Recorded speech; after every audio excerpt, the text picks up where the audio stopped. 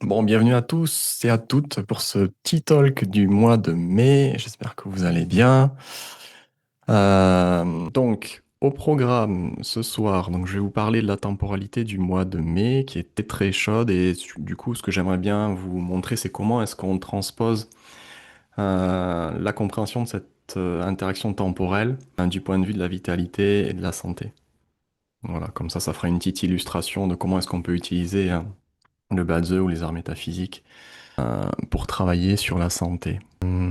Allez, on y va. Du coup, je vais vous partager ça. Alors, donc je l'ai mis là. Vous voyez la diapo correctement, c'est bon. Allez, on est parti. Donc, ceci est la temporalité du mois de mai. Donc, pour comprendre la temporalité du mois de mai, on a besoin de trouver un point de référence, en fait, dans ces différents éléments qui se présentent dans le calendrier sexagésimal. Et du coup, pour le mois de mai, le point de focus va être cet élément ici qui est, hop, je vais mettre, hop, qui est l'eau dans sa polarité yin.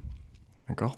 Et comme on a l'eau dans sa polarité yin qui se présente pour le mois de mai, on fait comme quand on observe un chart Badze, en fait, on regarde la qualité de cet élément, on regarde la force de cet élément et on regarde comment est-ce que cet élément a la capacité de s'exprimer dans cet environnement dans son interaction avec les autres éléments qui sont présents. Et dans les autres éléments, vous savez qu'on a ce pilier du cheval de feu, là, qui contient presque exclusivement du feu. Et on a cette branche du serpent, qui contient principalement du feu, yang aussi, de la terre, yang, et une toute petite racine de métal yang. Ok, donc, grosso modo, cette eau, elle a quasiment aucun soutien, à part cette toute petite racine de métal yang. Et pour ceux qui connaissent pas, donc le métal va nourrir l'eau, donc c'est pour ça que c'est le seul soutien de cet élément eau. Cet élément eau, comme je vous l'ai décrit dans les posts que je vous ai fait, cet élément eau-in, il peut représenter cette idée d'un nuage, d'une pluie, l'expression de l'eau d'une façon subtile. Donc ça peut être la brume, la neige, l'humidité, quelque chose d'assez fin et subtil et de mal défini aussi. Et donc ce qu'il y a de particulier, c'est que dans cette temporalité du mois de mai, le serpent forme une demi-combinaison de réunion avec le cheval.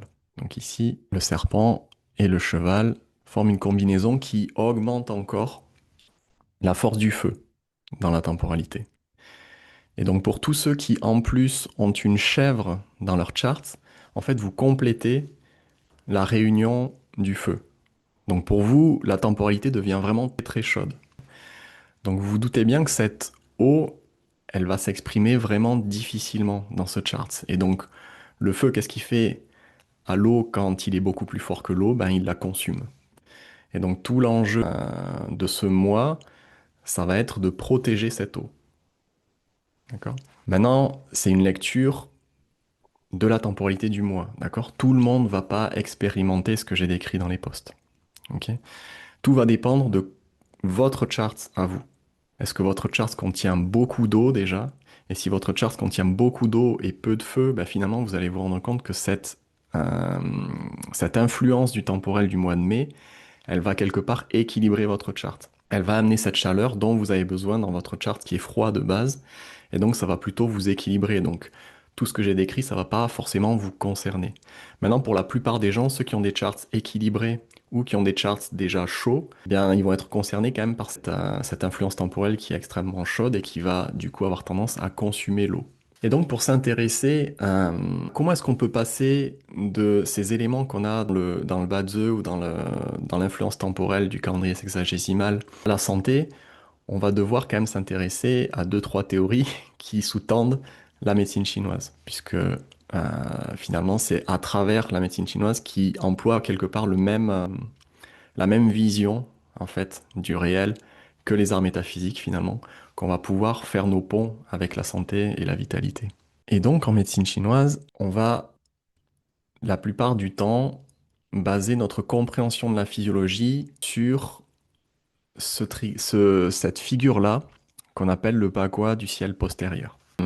On va pas trop s'étendre sur le bagua du ciel postérieur, mais l'idée principale du bagua du ciel postérieur, que l'axe vertical, il est représenté par ces deux trigrammes ici. Hop. ouais, que je vous ai sorti à côté, mais du coup, hop, qui sont le trigramme du feu, qui est le même trigramme que celui de la période 9, que je vous ai décrit dans certains postes, et le trigramme de l'eau. En fait, en médecine chinoise, vous pouvez finalement raisonner sur à peu près n'importe quelle problématique à partir de la dynamique de l'eau et du feu dans le corps. Et le feu va être associé à l'organe du cœur et l'eau va être associée au rein. Mais plus généralement, le feu, ça va être l'élément qui active la physiologie et l'eau va être l'élément qui va calmer la physiologie et nourrir. D'accord? Vous m'arrêtez si c'est trop obscur et vous n'hésitez pas à me poser des questions. Ok? Mais l'idée générale de ce soir, c'est que je vais essayer de vous amener un peu la compréhension qu'on a entre le Bazi et la médecine chinoise dans cette compréhension de cette temporalité, dans la vitalité, pour créer une intention et puis on va faire une petite pratique à la fin. L'idée, ça va être ça. Donc pourquoi je vous fais ça? Parce que si vous, vous arrivez à construire pour vous cette intention-là, ça va vous servir dans la pratique qu'on va faire après. D'accord? Puisque quand on fait une pratique, ça va être une pratique méditative, hein, comme j'ai fait la dernière fois et dans d'autres T-Talks, elles sont toujours fondées sur une intention.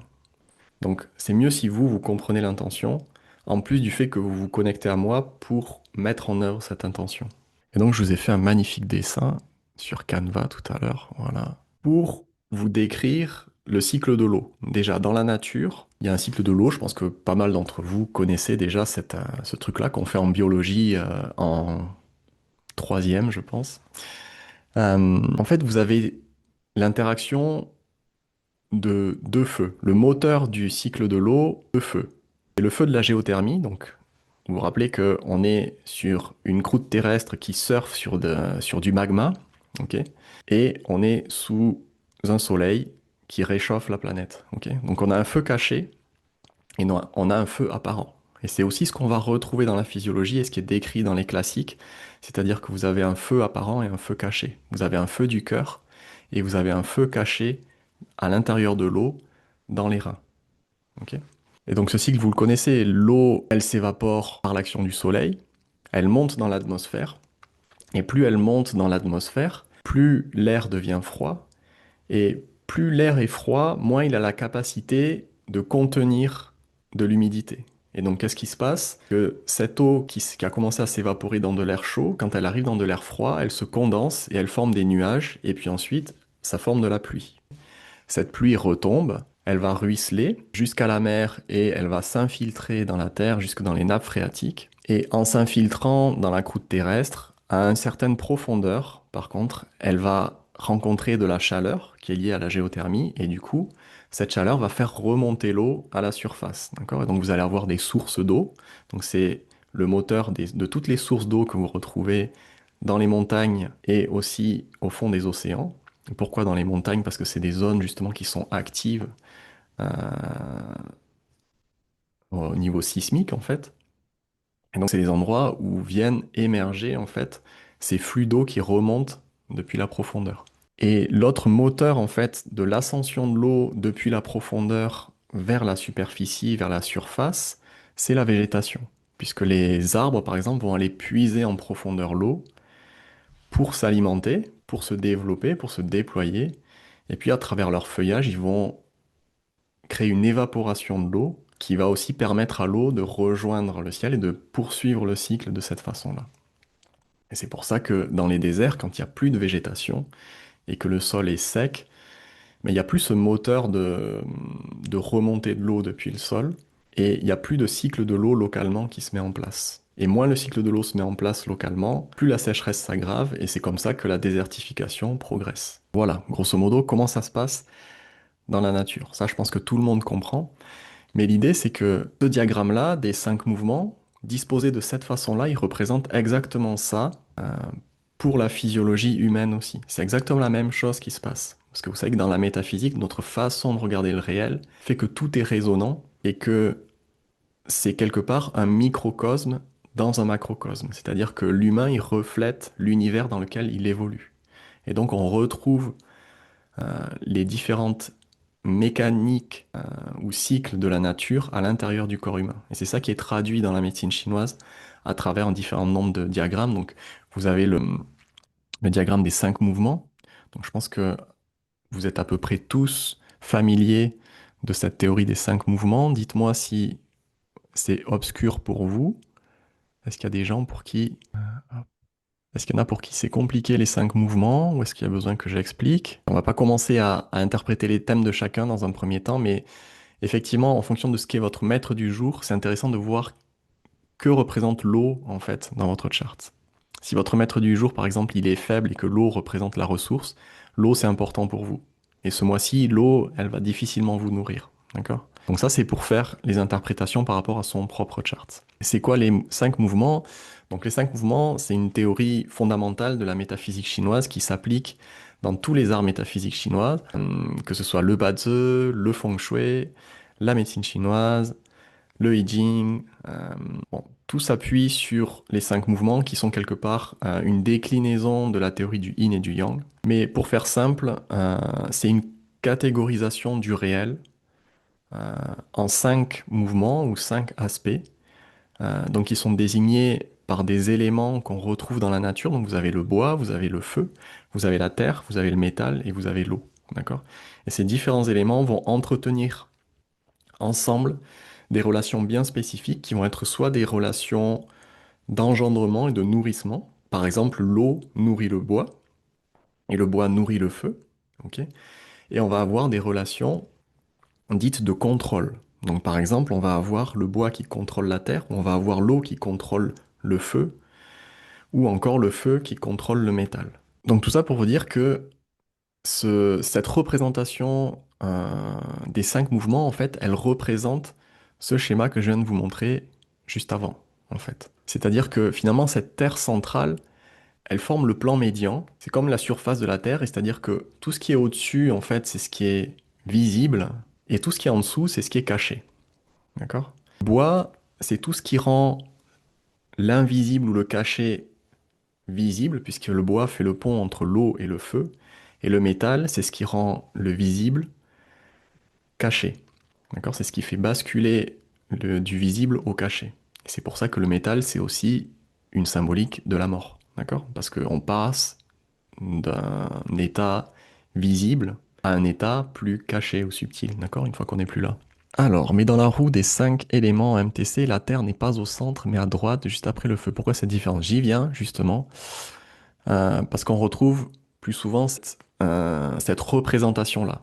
Mais ces deux représentations... En fait, dans les livres classiques, c'est quasiment tout le temps celle-là qui est représentée.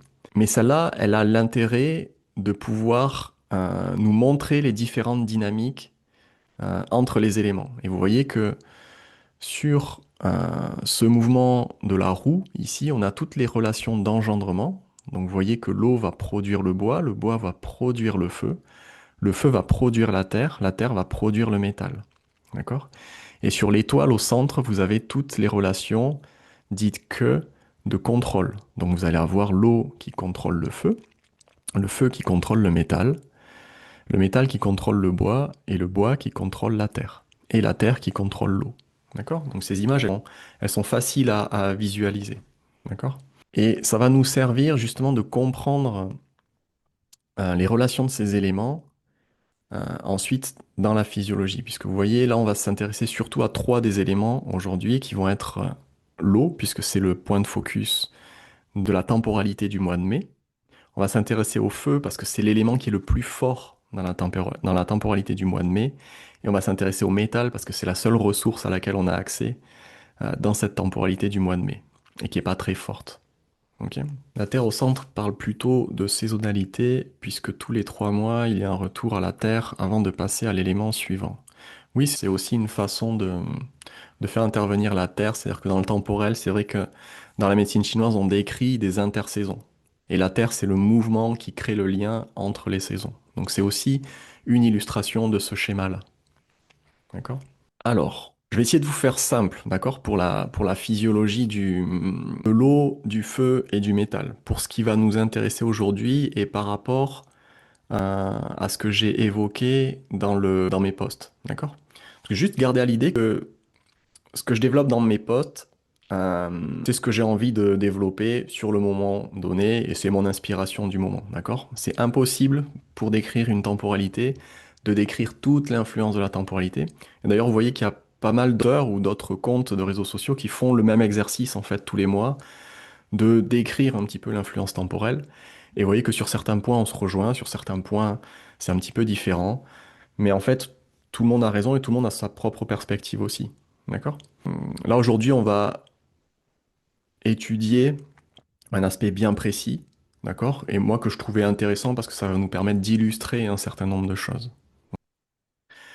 L'idée, c'est que dans la physiologie euh, telle qu'est vue dans la médecine chinoise, au niveau des reins, vous avez à la fois de l'eau et à la fois du feu. De la même façon que on a ce feu sous la terre qui réchauffe de l'eau qui va remonter à la surface.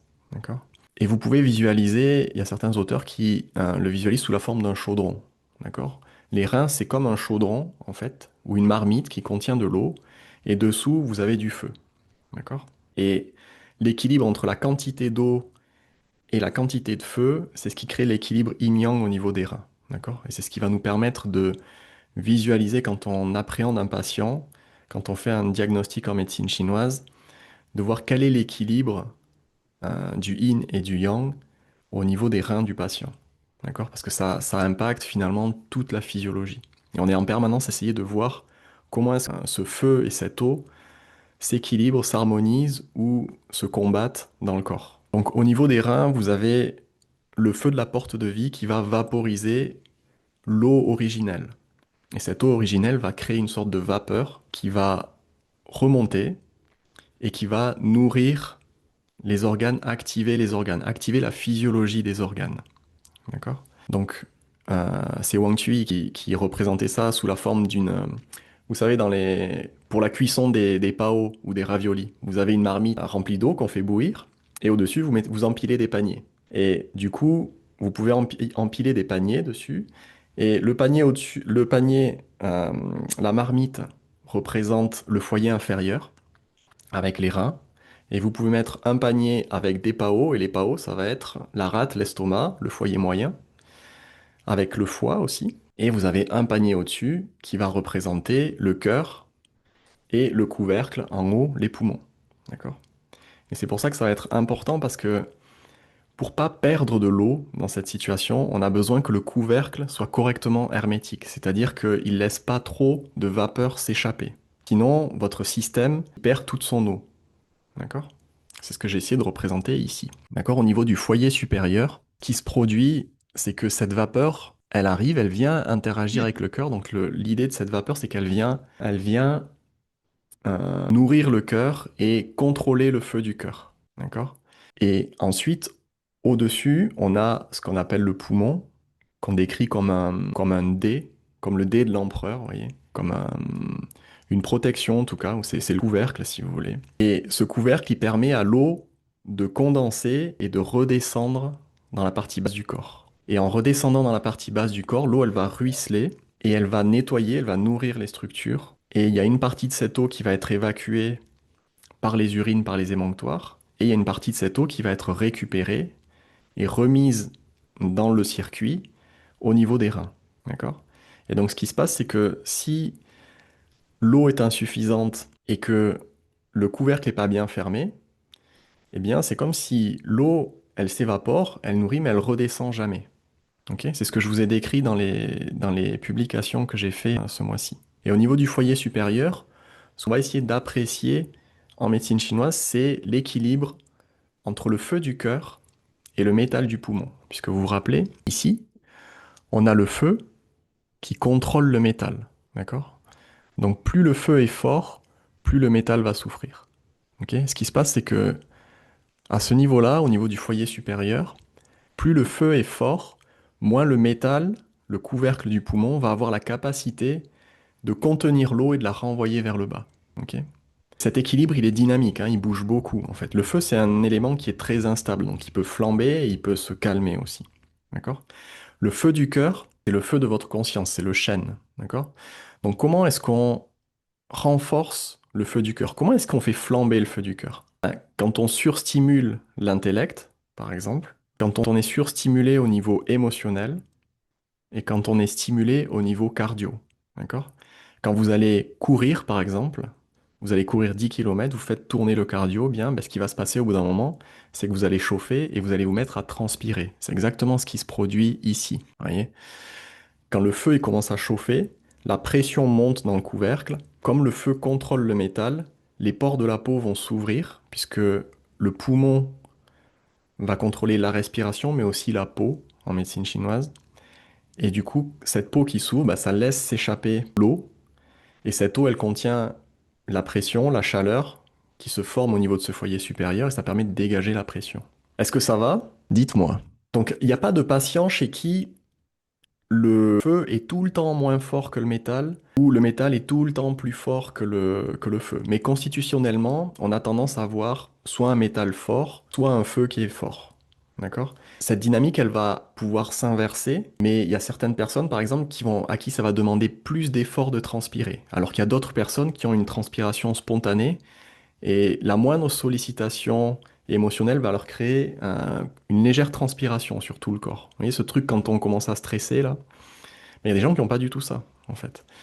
Il y a des gens pour transpirer, ils ont vraiment besoin de faire un effort cardio vraiment intense. Ok. Et c'est important qu'il y ait une forme d'équilibre et d'alternance entre cette capacité à laisser sortir la pression et cette capacité aussi à contenir euh, les fluides, les liquides pour les renvoyer en bas.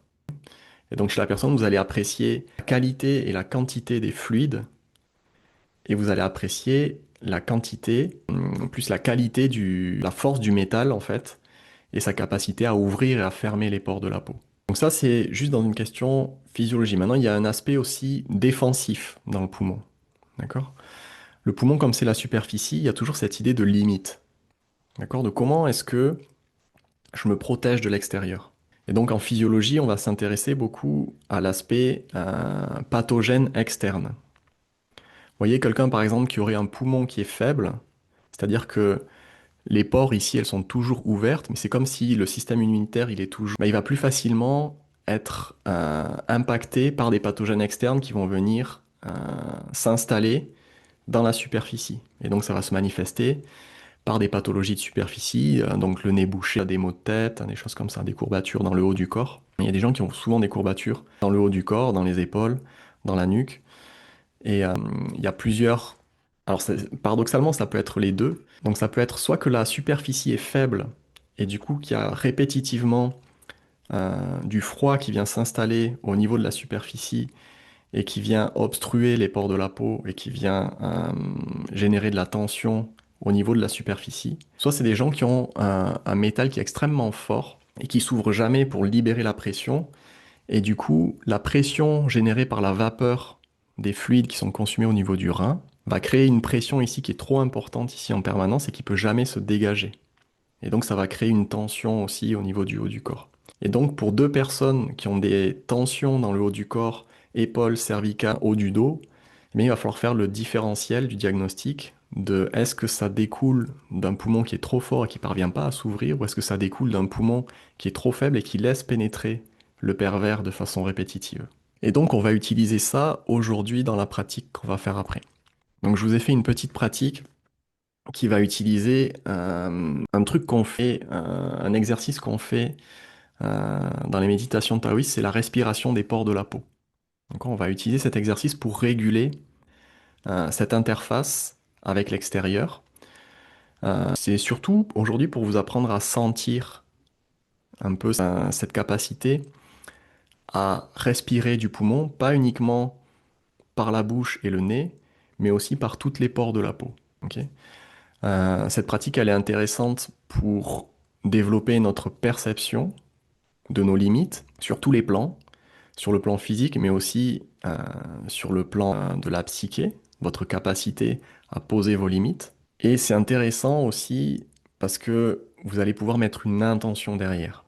C'est un exercice qu'on peut utiliser soit pour libérer la pression, si c'est ce qui vous pose problème et qui vous congestionne dans le haut du corps, soit pour évacuer des pathogènes qui se sont installés à l'intérieur de vos limites. Ça peut être aussi pour poser une intention de purification, puisque par la transpiration est un émonctoire qui permet de faire sortir du trouble et de purifier quelque part le corps humain.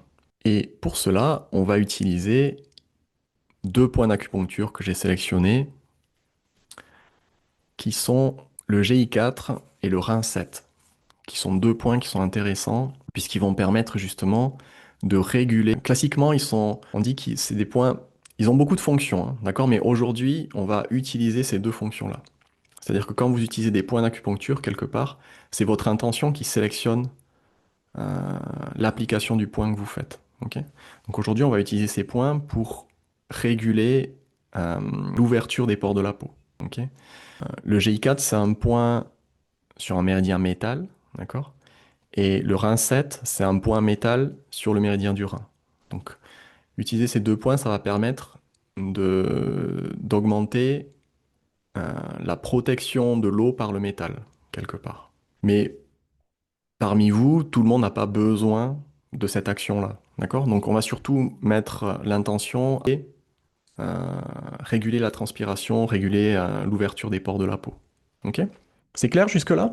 Alors, est-ce le cas pour l'asthme? C'est un poumon faible. Mais c'est pareil, il y a plusieurs types d'asthme. Il y a le poumon qui va être faible. Ça peut être une cause d'asthme. Parce qu'un poumon qui peut pas créer un mouvement de descente, ça va se manifester par une respiration qui est très haute, déjà, et ça va se manifester par du reflux. C'est-à-dire que le mouvement, il peut pas descendre, il va remonter. Donc ça va créer de la toux, ça va créer de la dyspnée. Maintenant, cet asthme, il peut être créé par le fait que le poumon, il est faible et que facilement, le froid vient s'installer et vient bloquer le poumon. Mais ça peut être aussi parce que le rein est faible et qu'il n'y a pas assez de vapeur qui monte et qui nourrit le poumon. Et du coup, il y a une forme de sécheresse du poumon. Donc en fait, en médecine chinoise, il n'y a pas d'asthme, d'accord? Donc on va observer de la dyspnée, on va observer de la toux, on va observer de l'encombrement pulmonaire, mais du coup, on va pas traiter. C'est-à-dire que plusieurs personnes qui ont de l'asthme en médecine occidentale, on va pas les traiter forcément de la même façon. Ce mois-ci, on risque de transpirer peu, même si ça dépend des pathos. Ah non, si, vous risquez de transpirer justement, vu la temporalité. En fait, cette chaleur-là, tout ce feu dans la temporalité, résonne avec le feu du cœur, d'accord? Et qu'est-ce que je vous ai dit? Quand le feu du cœur est fort, il contrôle le métal du poumon et du coup, les pores de la peau vont s'ouvrir. Et le poumon a moins cette capacité à contenir, à condenser et à faire descendre vers le bas. Alors exactement, ça peut... Ouais, c'est bien. Poser des questions comme ça, moi ça me fait venir parce que je voulais vous en parler mais j'ai oublié. Mais oui, cette eau qui est renvoyée vers le bas et qui ruisselle, c'est de l'eau qui va du coup nettoyer, purifier et qui va être évacuée aussi par les urines, d'accord, dans la partie basse. Et donc qu'est-ce qui se passe si l'eau peut pas redescendre ou s'il y a très peu d'eau qui redescend?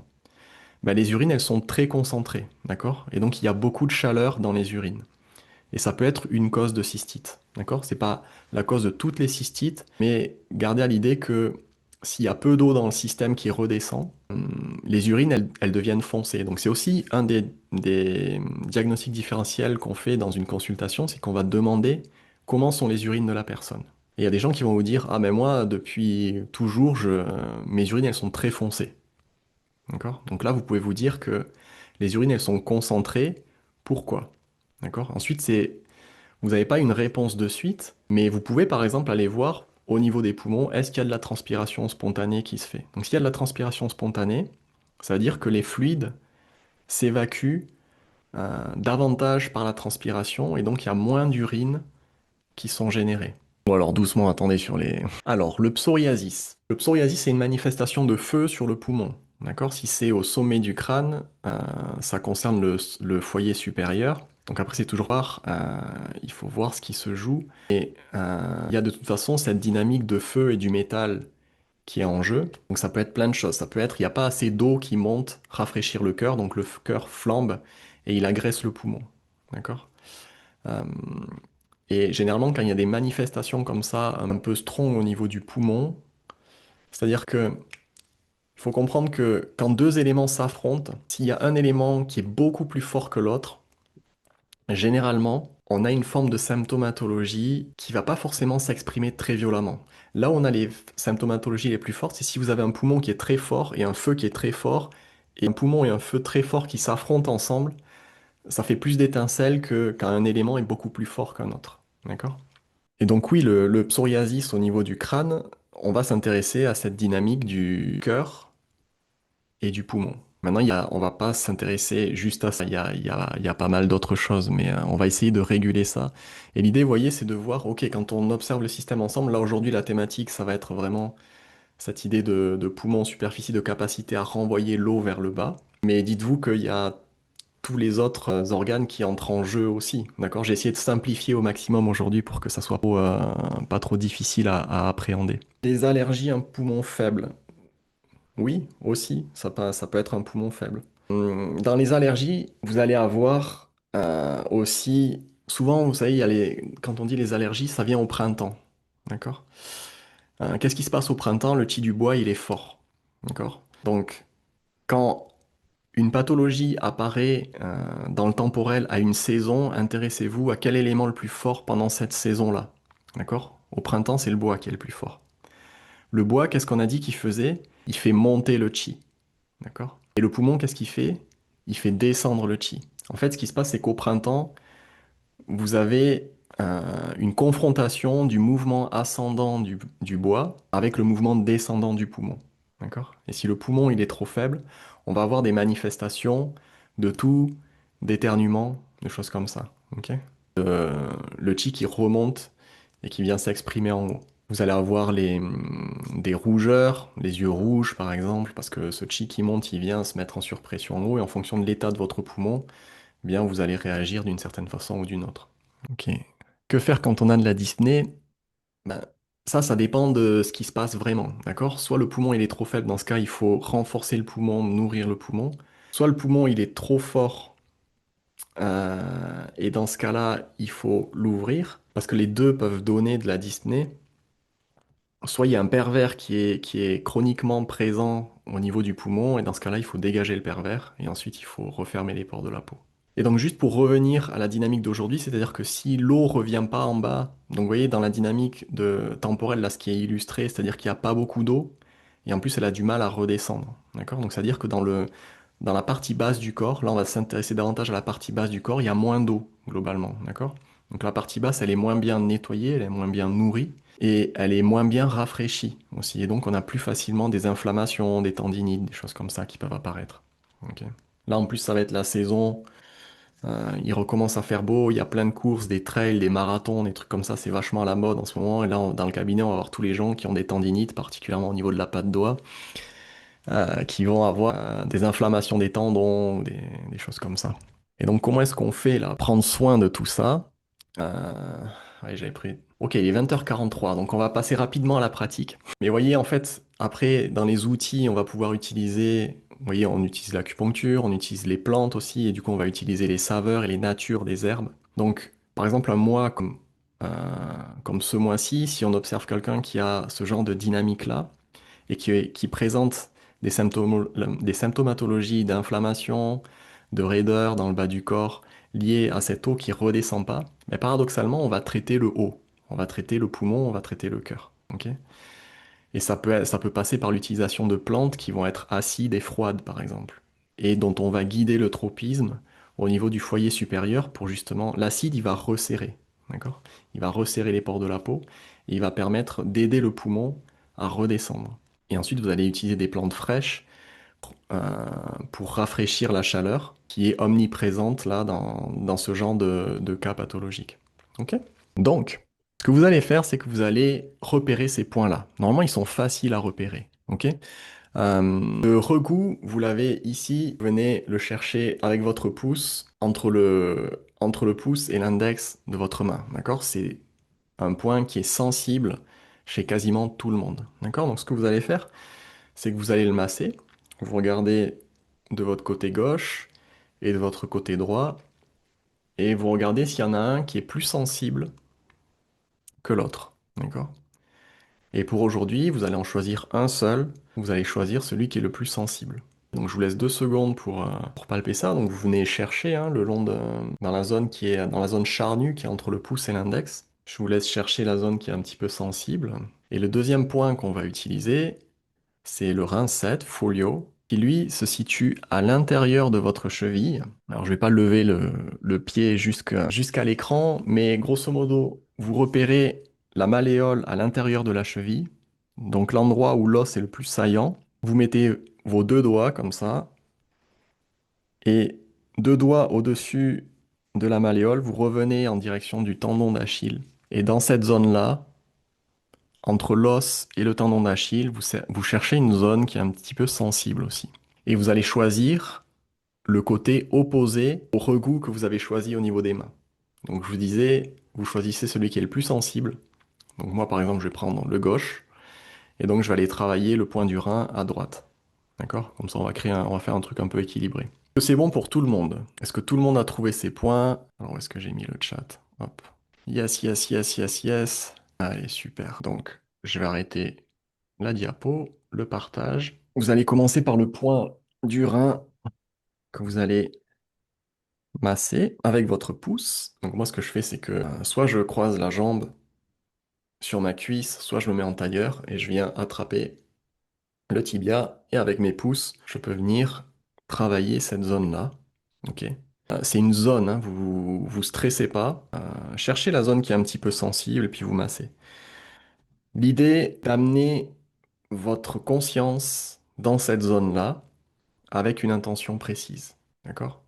Donc l'intention quand on travaille ce point, c'est que vous mettez votre attention là où vous travaillez et l'intention que vous mettez, du coup, c'est de nourrir l'eau des reins et de réguler la perspiration des pores de la peau. Ok. C'est ça l'intention quand on travaille ce point ce soir.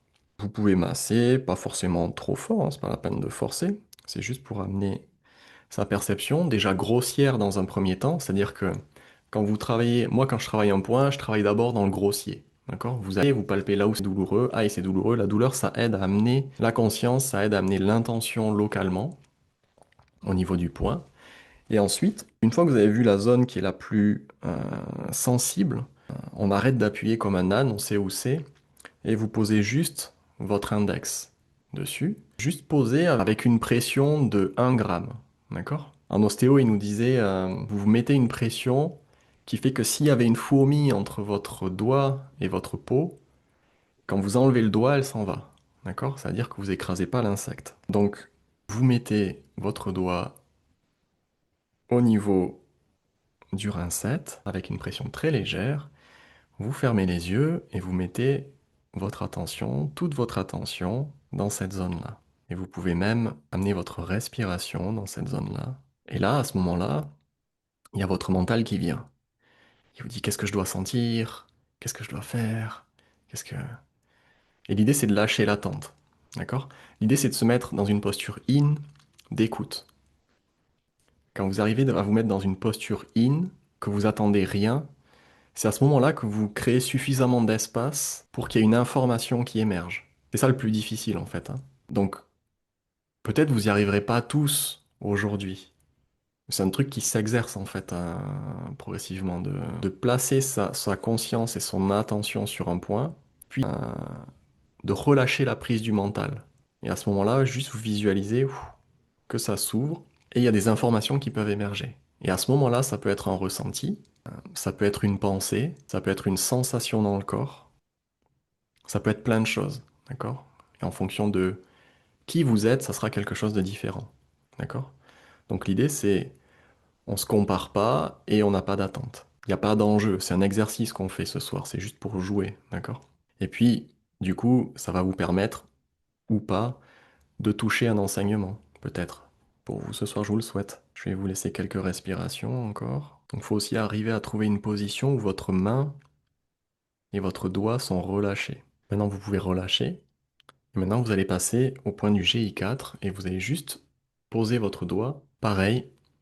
Enfin non, on va faire pareil, on va faire le même process. Vous allez pincer dans un premier temps, grossier. Vous trouvez le point qui est douloureux.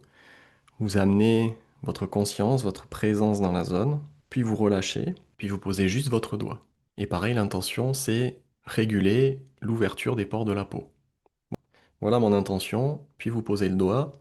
Puis vous lâchez le contrôle du mental, vous faites une pression très légère qui laisse la place pour la respiration des tissus. Et celui-là, généralement, il offre plus de ressenti. C'est plus facile de ressentir des choses. Et vous allez fermer les yeux, vous allez accentuer la respiration, amplifier légèrement plus, expirer légèrement plus loin. Maintenant, vous allez lâcher juste la tension que vous avez sur le poing et vous allez la ramener sur votre respiration. Et vous vous dites...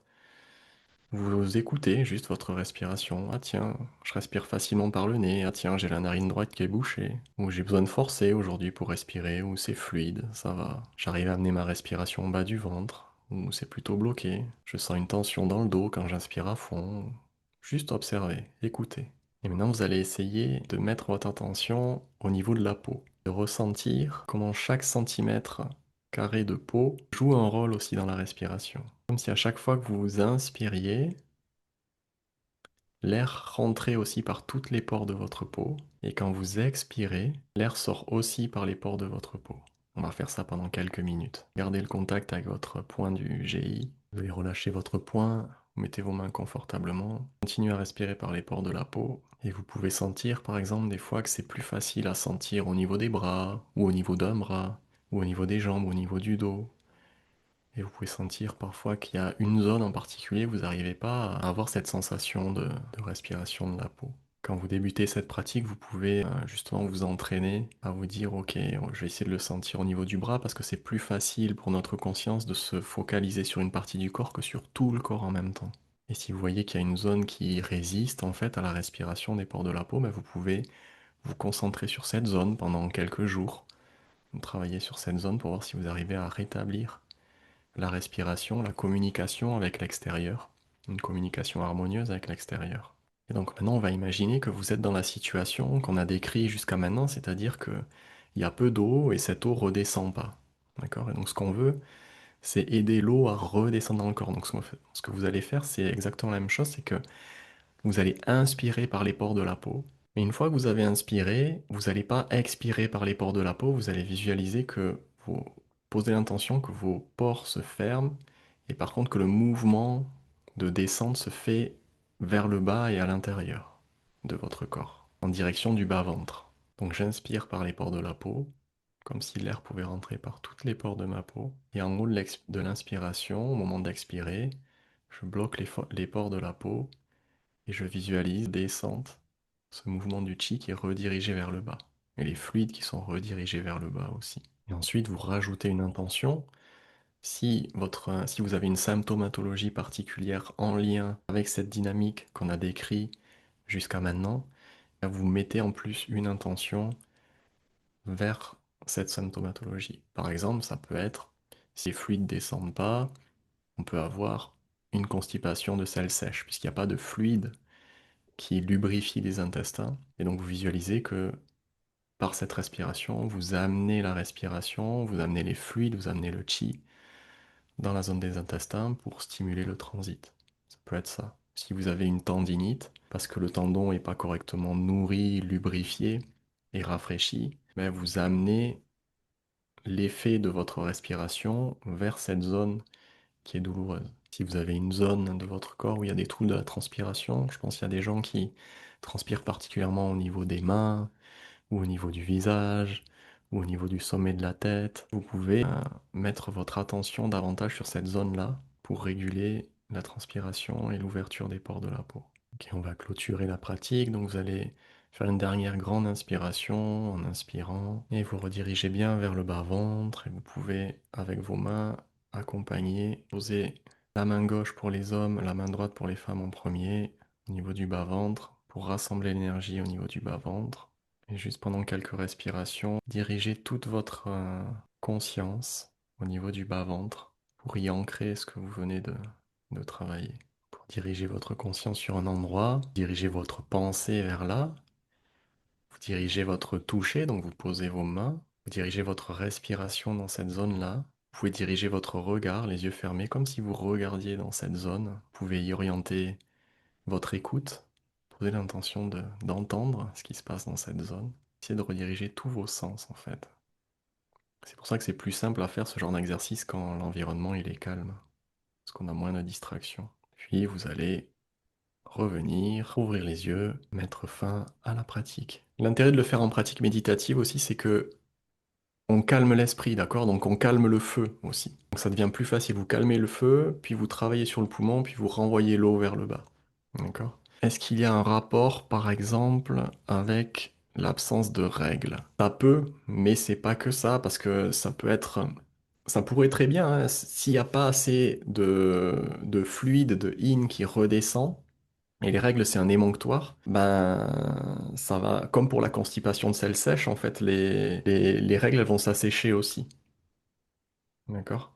Mais ça peut être aussi, quand il y a absence complète de règles, on va avoir aussi une notion de blocage. D'accord? Mais dites-vous que s'il n'y a pas assez de flux qui revient vers le bas, il y a plus facilement un blocage. D'accord? Si dans une rivière, vous avez beaucoup moins d'eau parce que c'est la sécheresse et il n'y a plus qu'un filet d'eau qui passe au fond de la rivière, bah, il suffit de le jeter un caillou pour bloquer le flux de la rivière.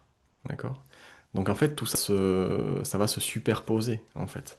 Et dans les consultations, l'idée c'est d'aller chercher tout ce qui va entraver le flux. D'accord? Et c'est intéressant, je disais ça là. Parce que du coup, pour vous faire des petits talks que j'allais chercher dans des vieux livres, j'étais tombé sur ça, je vous la donne quand même. Mais pour cette dynamique-là, il y a un auteur chinois qui dit, pour la constipation de sel sèche, il dit quand il n'y a plus assez d'eau dans la rivière, attends, c'est quoi? Il n'y a plus assez d'eau pour faire avancer le navire, en fait. Le bateau sur une rivière asséchée, il peut plus avancer. J'avais trouvé ça rigolo quand même. Comme image. Voilà. Donc cette respiration des pores de la... c'est un travail basique, hein, mais qui a plein d'applications, en fait, qui est super intéressant. Vous pouvez l'utiliser pour vous purifier aussi, tout simplement. Parce qu'à travers l'idée, c'est de se mettre, si vous voulez vous purifier, vous vous mettez dans un environnement qui est propre, d'accord? Donc plutôt dans un environnement naturel, qui est propre. Et vous visualisez que vous faites rentrer le pur et que vous faites sortir le trouble, d'accord? C'est une des pratiques de base. C'est des exercices qu'on peut faire 5 minutes, 10 minutes, 1 heure, 2 heures, qui est hyper intéressant. Comment est-ce qu'on peut l'utiliser? C'est un exercice qui travaille sur la superficie et le poumon, il nous aide à nous mettre en lien avec les cycles de la nature, d'accord? C'est un exercice qui est super intéressant quand vous voyagez et que vous avez des jet lag. Vous vous posez dans l'environnement où vous venez d'atterrir et vous faites ce travail-là et ça vous aide à vous recaler sur le rythme local. C'est hyper intéressant aussi comme exercice. Voilà, un lien avec la cellulite. Le lien, il n'est pas aussi direct que ça, mais il peut y en avoir une. Encore une fois, cellulite, c'est pareil, ça n'existe pas en médecine chinoise, mais on va observer une congestion du tissu entre la peau et les muscles avec une inflammation. Euh, et ça va être plus lié à des accumulations, en fait, au niveau de la couche superficielle. Ça va pas être forcément très lié à la dynamique qu'on vient de décrire. Voilà. Donc, c'est tout pour ce soir. Pour ceux qui veulent aller plus loin, faut quand même que je vous vende des trucs, quoi. Sinon, je vais me faire gronder. Euh, Vous pouvez rejoindre le programme Résonance qu'on a fait avec Sandy, qui est un bon programme d'entrée si ça vous intéresse de travailler avec le réel tel qu'on le fait dans les arts métaphysiques comme ça, à travers des pratiques guidées pour vous mettre en résonance en fait. Là, on fait résonner le poumon, d'accord? Et dans ces différentes fonctions, à la fois physiologiques, mais aussi sur des plans plus élevés, d'accord? Puisque je vous ai dit, ça parle de limites, ça parle de notre rapport au monde extérieur. Finalement, c'est vaste, hein. Euh, et du coup, on a créé un petit programme comme ça où vous travaillez en fonction de votre chart à vous et vous apprenez à vous mettre en résonance avec les différents éléments de votre chart. C'est un bon exercice de compréhension de soi qui passe par une autre perspective du réel. Je vais vous mettre le lien et je vais répondre à quelques questions. Et je vais lancer à la rentrée un programme en ligne de base sur le Badze que j'ai déjà lancé une fois et un programme de base sur le Feng Shui. Et hop, je vous mets le lien pour résonance. Et je pense que mon corps de pratique, c'est quand même la santé. Donc je vais commencer à teinter à mes enseignements de cette compréhension aussi de la santé, de comment est-ce qu'on fait le pont entre le Bazi et la médecine chinoise, entre le Feng Shui et la médecine chinoise. Super intéressant le Feng Shui et la médecine chinoise. Parce que honnêtement, moi, si un jour on me dit que j'ai un cancer, pense que la première chose que je fais, c'est de travailler sur le lieu et peut-être de me replacer, de me barrer de là où je suis. Parce que si j'ai développé un truc à cet endroit-là, ben, finalement, l'environnement, il a contribué à ça. Et de la même façon que quand vous voulez sauver une plante, vous la changez de pot et vous la rempotez et vous la mettez à un autre endroit, ben, finalement, c'est là que c'est le plus puissant, quoi. Parce que la santé, c'est pas évident, parce qu'il faut... La problématique d'aborder la santé, c'est que on peut pas l'aborder correctement si on n'aborde pas sérieusement des notions de médecine chinoise. C'est sûr que c'est plus compliqué à maîtriser. Et puis c'est aussi plus compliqué à mettre en application, professionnellement parlant, hein. Parce que ben, la santé, en tout cas particulièrement en France, hein, vu que la santé conventionnelle, ben, elle est gratuite, ben, les gens ils vont pas forcément faire appel à vous dans un premier temps quand ils ont une problématique comme ça. Et du coup, ben, ça, c'est en train de se développer. Donc oui, on a besoin de gens qui regardent les choses sous cet angle-là. Donc plus il y en aura, plus on pourra développer ça petit à petit. La formation, je vais l'annoncer sur le feng shui. Je vais l'annoncer, je pense, en juin et ça commencera en septembre. Et je pense que ça sera un cursus sur un an et ça sera pas un cursus feng shui très conventionnel non plus parce que je fais jamais rien de très conventionnel parce que je vais vous apprendre ma façon de faire du feng shui et d'entrer en lien avec les lieux et de travailler avec les lieux. Ça sera en distanciel. Ouais. Là, alors, base de formation, ça sera sûrement un programme en ligne où vous aurez les vidéos et vous les suivrez à votre rythme et il y aura des rendez-vous pour poser des questions. Et par contre, le feng shui, ça sera un peu mixte. Il y aura des vidéos que vous suivrez de votre côté sur certains aspects techniques et puis ensuite ensemble, on développera plus en profondeur certains concepts. Qu'est-ce que j'ai à vous dire? Avec plaisir, Hélène. Si jamais vous êtes intéressé, bah écoutez, envoyez-moi un message et je vous mettrai dans une liste et je vous préviendrai comme ça que vous manquiez pas l'information. Je le ferai passer à mon équipe de une personne. Je suis pas, c'est encore à un niveau artisanal là. Donc des fois, ok, ok, ok. Vous parliez de plantes, le côté acide, etc. La saveur acide, on parle d'astringence, d'accord? On dit que la saveur acide, elle produit des fluides, mais ça renvoie à cette dynamique du poumon qui contient, en fait. Et cette dynamique du poumon, je voulais montrer au niveau vraiment du poumon, mais ce qu'il faut se dire, c'est que l'univers, dans la perspective métaphysique et holographique, et donc la fonction du poumon, vous allez la retrouver à tous les niveaux du corps. Vous allez la retrouver aussi au niveau de l'estomac, au niveau de la vessie, par exemple, vous allez la retrouver à tous les niveaux du corps. D'accord?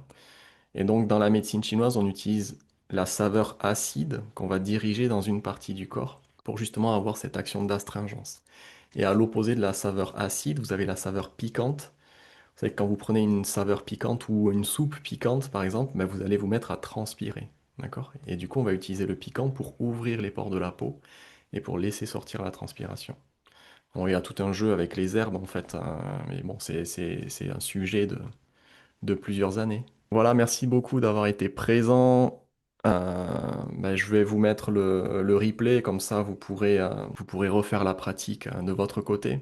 N'hésitez pas à la refaire plusieurs fois. C'est vraiment ce truc des pores de la peau, c'est un truc qu'on fait, qu'on s'entraîne à ressentir et à manier. Et il faut s'entraîner pour vraiment bien le cerner. C'est comme un art martial ou c'est comme un instrument de musique. Plus vous le faites, plus vous y arrivez. Voilà, voilà, il est 1h21. Je vous souhaite tous une très bonne soirée. On se dit au mois prochain pour le TikTok de juin. Ciao!